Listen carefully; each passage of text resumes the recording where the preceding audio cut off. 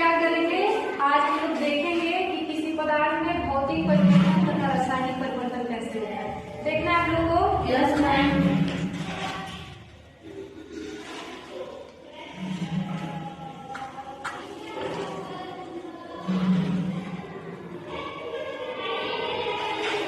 चलिए, अच्छा भौतिक परिवर्तन किसे कहते हैं बताइए आप लोग।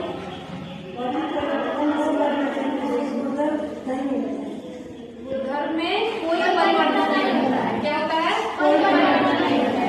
और ये क्या होता है? पुनः अपने अवस्था में आ जाता है।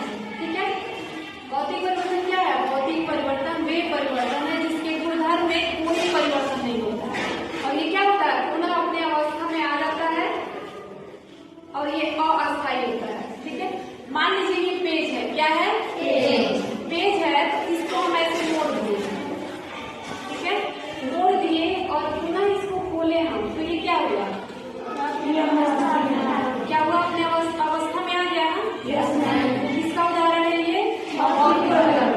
ठीक है, अब इसको ऐसे मोड़ के खोले तो पुनः अपनी अवस्था में आ। अब ये बताइए, इसे हम जला रहे हैं, भौतिक परिवर्तन में कोई उत्पाद बनता है? No ma'am. अगर इसे हम जलाते हैं तो जलने के बाद क्या प्राप्त होता है? राख प्राप्त हो रहा है, यानी कोई नया पदार्थ बन रहा है। तो ये क्या हुआ?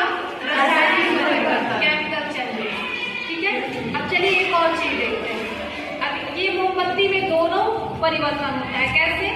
ये मोमबत्ती ताप की वजह से ये जल रहा है। ठीक है, जल रहा है तो ये क्या हो रहा है? सॉलिड से लिक्विड फॉर्म में गिर रहा है, निकल रहा है ना इधर, ठोस से द्रव में आ रहा है। तो ये क्या हुआ?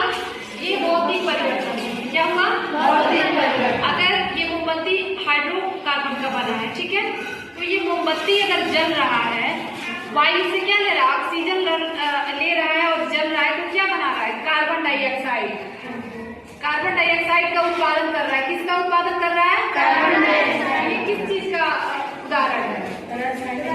किसका है? रासायनिक परिवर्तन। इस कैंडल में हम लोग